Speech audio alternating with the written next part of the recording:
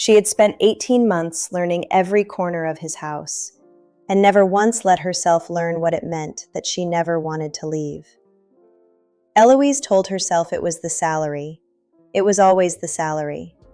But on the day Reese Carver stood at the altar, ready to marry another woman, she found herself in a garden she had no reason to be in, holding flowers she had no reason to hold, crying in a way she had no reason to explain. And he found her there. He wasn't supposed to. He should have been inside, saying vows, starting a life. Instead, he stood at that door and looked at her, really looked, and something in him went completely still. 18 months of careful distance. 18 months of good mornings that lasted a second too long, and silences that felt like conversations.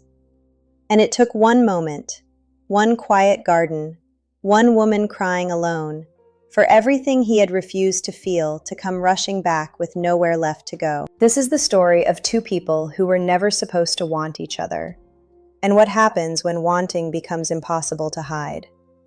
If you're new here, subscribe and hit that bell so you never miss a story like this one. Drop a like and tell us in the comments where you're watching from. Now settle in, because this story starts right now. Reese Carver's house had a particular kind of silence. Not the empty kind, the kind that had weight, that settled into the walls and the wide wooden floors and the tall windows that faced the Han River like they were waiting for something. Eloise had noticed it on her first morning, when she arrived before dawn with a single bag and an address written on her phone, and she had never quite stopped noticing it since. Seoul in October was cold, in a way that crept under doors and into bones, and the house held that cold beautifully, like it was built for it. She learned quickly that Reese liked the heat low and the windows cracked, even in winter. She learned that he took his coffee black, no sugar, and that he drank it standing at the kitchen counter, looking out at the river, rather than sitting at the table that could seat 12. She learned that he came home late on Tuesdays, early on Fridays, and that on Sunday mornings the house was so quiet she could hear the clock in the hallway 2 rooms away. She told herself this was simply the nature of the job. To know a house was to know the person inside it. That was all. Eloise was 26 years old and practical in the way that people become practical when they have no other choice.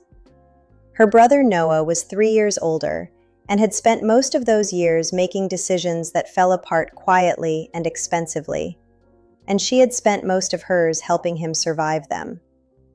The job at the Carver residence paid almost double what she had made before.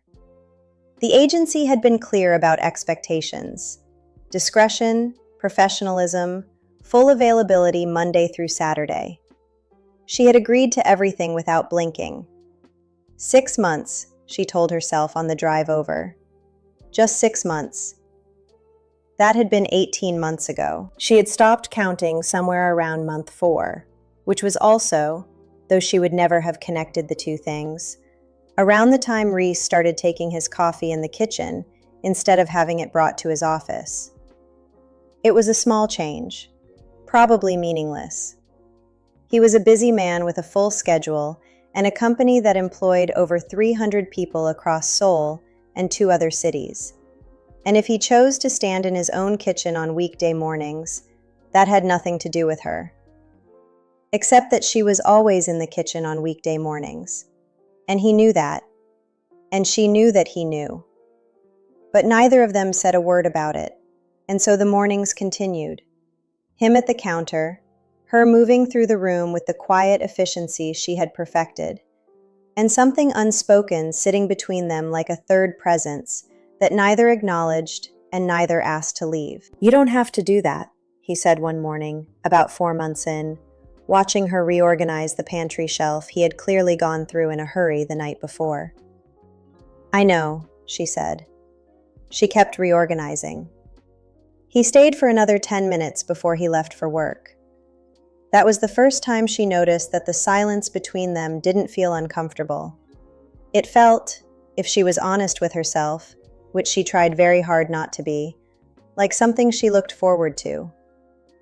She filed that thought away immediately, the way she filed away most things that had no practical use. And she went on with her day, and he went on with his. And the house held its particular silence around them both, like it always had. Like it was waiting. The weeks passed the way they always did in that house, with a kind of ordered rhythm that Eloise had built almost without realizing it. She knew which mornings he had early calls and left his coffee untouched, going cold on the counter by the time she cleared it. She knew the particular way he loosened his tie the moment he stepped through the front door, like the day physically released its grip on him the second he crossed the threshold. She noticed these things the way she noticed everything, quietly, carefully, and without letting herself think too hard about why she noticed them at all. It was a Tuesday in late November when something shifted, small enough that someone else might have missed it entirely. She was in the study, returning a stack of folders his assistant had sent over by courier, when she knocked a framed photograph off the edge of the desk. It hit the floor hard. The glass didn't break, but the sound was sharp in the quiet of the house, and she winced, crouching down to pick it up, and found herself looking at a younger version of Reese. He couldn't have been more than 20 in the picture, standing on what looked like a beach somewhere cold, laughing at something outside the frame. It was a different face than the one she knew. Looser, unguarded in a way the man she worked for almost never was. She set the frame carefully back on the desk and was still looking at it when she heard him come in. She hadn't expected him for another 2 hours. "That was Jeju," he said from the doorway. His voice was neutral, but he was watching her with an expression she couldn't immediately read. "I was 21. It was the last real vacation I took before my father handed me the Seoul division." Eloise straightened. "I'm sorry, I knocked it over by accident. I wasn't prying." "I know you weren't." He came into the room and set his briefcase down, glancing at the photograph the way people glance at things they've stopped seeing. "You look different in it," she said, and then immediately wished she hadn't. He looked at her then, really looked, the way he sometimes did when she said something that caught him off guard. Different how? She considered deflecting. She chose not to. "Lighter," she said simply.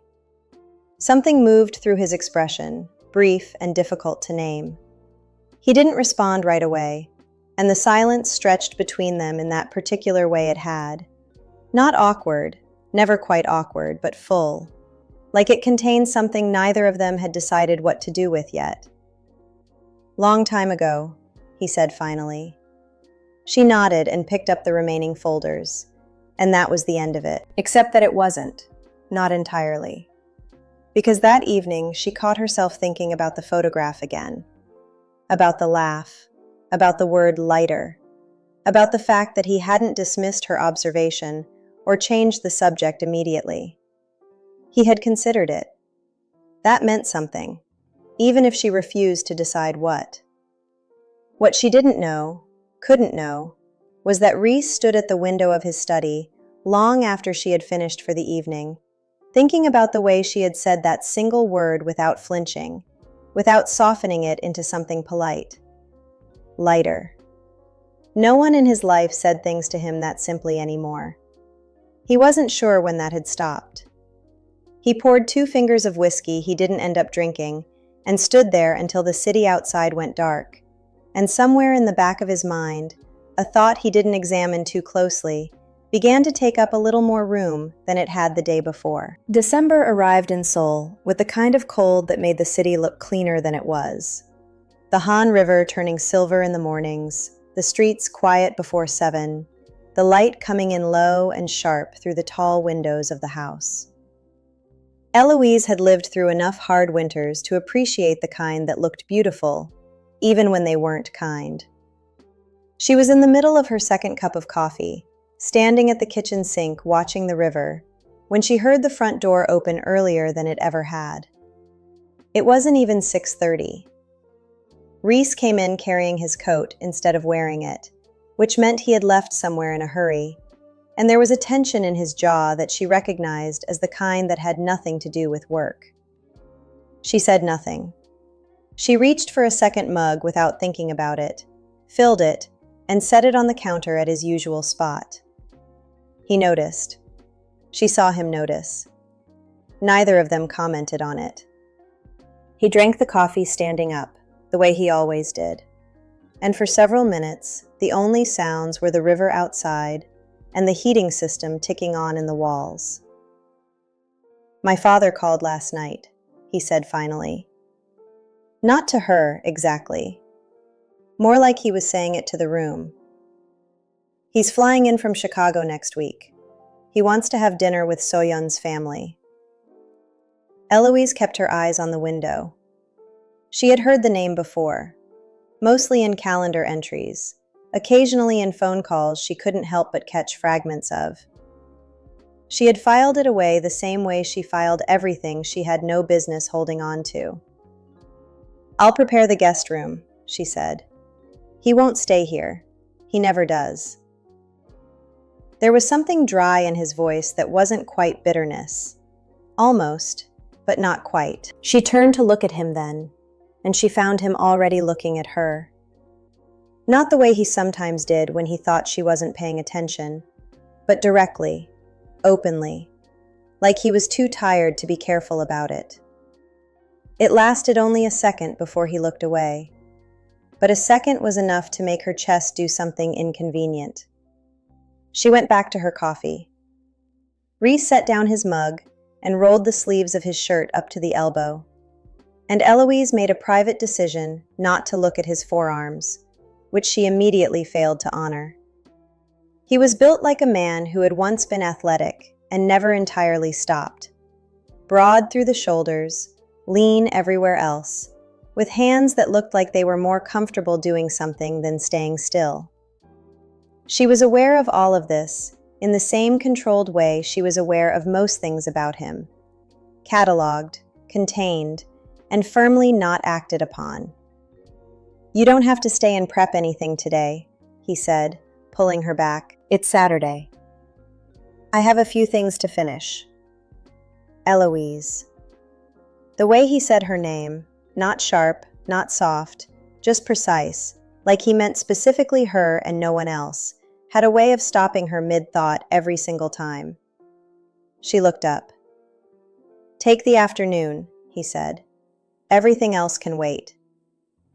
She wanted to argue, mostly because arguing felt safer than the alternative, which was standing in his kitchen on a cold Saturday morning, accepting something from him that felt uncomfortably close to being seen. "All right," she said instead. She left at noon. And she spent the entire walk to the subway thinking about the way he had looked at her, open and unguarded, just for a second, and telling herself firmly that it meant nothing at all. The weeks that followed the dinner with his father changed something in the texture of the house. The wedding date sat on the calendar like a fixed point that everything else was slowly organizing itself around. 4 months away, then 3, then 8 weeks. And then suddenly, it was a Saturday in October, and Eloise was standing in the back corridor of a private event venue, 40 minutes outside Seoul, wearing her staff uniform and holding a clipboard she had stopped looking at 20 minutes ago. She had managed the domestic staff for the ceremony setup with her usual precision. The flowers, the seating arrangements, the coordination with the venue team. She had done her job perfectly, the way she always did, moving through the edges of the event like she was part of the architecture.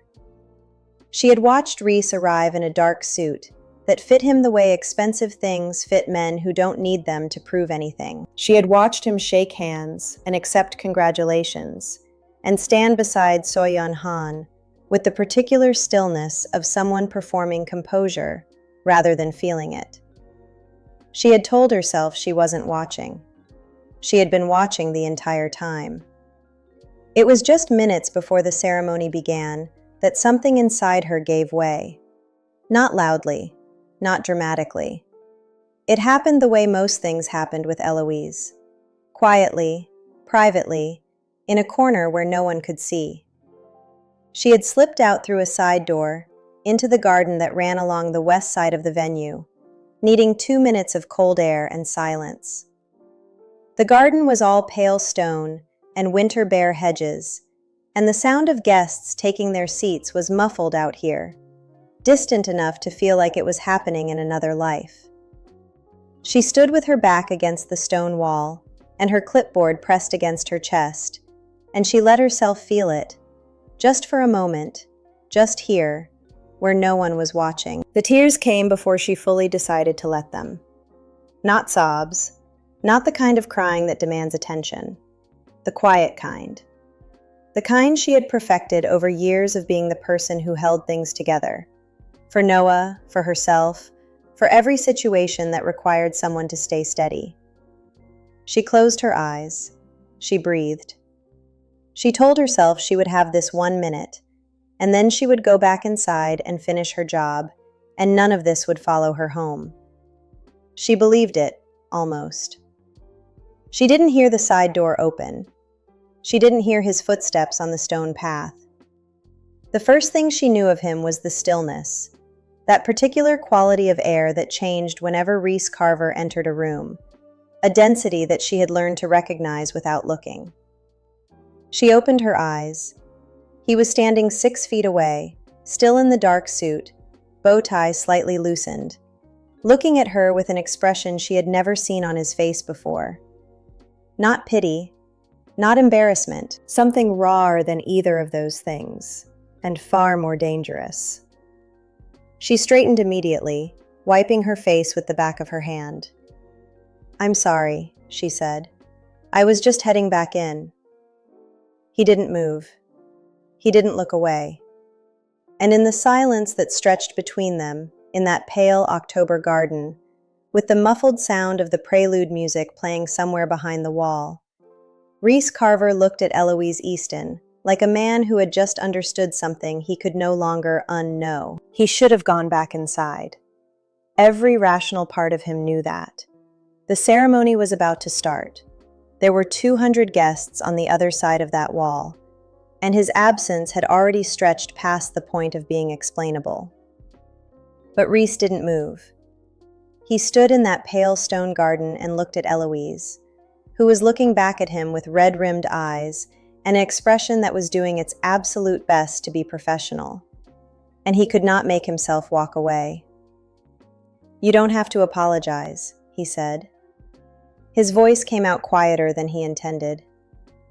"I'm fine," she said, which was so clearly untrue that saying it out loud seemed to cost her something.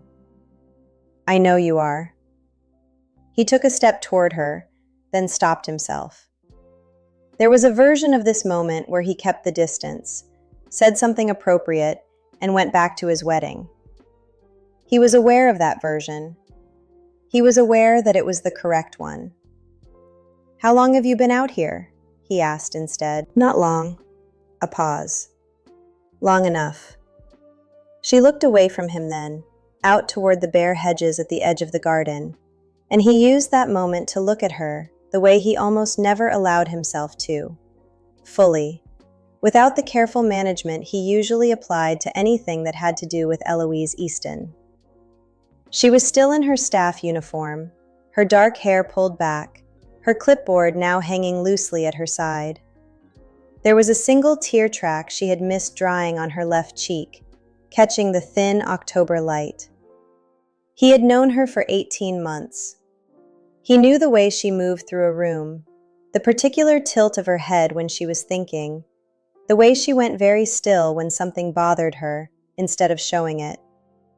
He had cataloged all of it, with the same careful discipline he applied to everything else in his life, filed it under things that were not his to want, and kept moving. Standing here now, watching her try to reassemble herself in a cold garden on the day of his wedding, he understood with a clarity that was almost physical that the filing had never worked, not even close. "Eloise." She turned back at her name.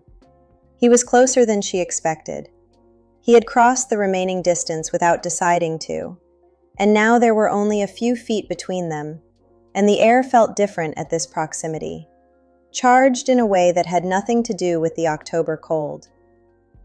"Whatever is going on with Noah," he said carefully, "or with anything else, you don't have to hold all of it alone." She blinked. It was the last thing she had expected him to say. For a moment, her composure slipped just slightly. Not enough for most people to catch. But he wasn't most people. He saw it. The way her jaw tightened. The way she exhaled slowly through her nose, steadying herself. "I'm not," she started. "You are," he said. Not unkindly, just true. She looked at him for a long moment, and he looked back. And somewhere behind the wall, the ceremony music shifted to something softer. Neither of them moved. Neither of them spoke. And in the silence, something that had been building for 18 months sat between them, finally visible, finally impossible to pretend wasn't there, even if neither of them had any idea what to do with it yet. He went back inside. That was the thing that stayed with Eloise, long after the garden, long after the reception, long after the last guest had gone, and the venue staff had begun breaking down the flowers. He went back inside. He had stood in that cold garden and looked at her like that, like something in him had finally stopped pretending. And then he had straightened his jacket and said her name once more, very quietly, and walked back through the side door. She had stood there for a full minute after he left, not moving, not thinking in any organized way, just breathing the cold October air and trying to understand what had just happened inside her chest. Then she had gone back to work, because that was what she did. She managed the rest of the reception on autopilot, directing staff, coordinating the transition between ceremony and dinner, smiling at the right moments, and being invisible at all the others. She watched Reese from across the room the way she had trained herself to watch him, peripherally, carefully, with plausible deniability. He was composed. He was gracious. He shook hands and accepted congratulations, and sat beside Soyeon at the head table, with the particular stillness that she now understood was not calm at all. It was containment. She knew because she was doing the same thing from across the room. The drive back to Seoul was long and quiet. The other staff members talked among themselves in the van, and Eloise sat by the window and watched the city lights come in from the dark, and tried very hard not to think about the way he had closed the distance in that garden without deciding to. The way he had said, "You don't have to hold all of it alone," like he had been waiting to say something true to her for a very long time. She tried not to think about what it meant that those were the words he had chosen. On the day of his wedding, she failed at not thinking about it. The house was empty when she got back. Reese would not return until the following day. The wedding night, the hotel, the beginning of whatever life the contract between those two families had agreed to build. Eloise changed out of her uniform, made tea she didn't drink, and sat at the small table in her room with her phone in her hand. Noah had texted earlier, a simple, "How are you?" that she hadn't answered yet. She stared at the question for a long time. How was she?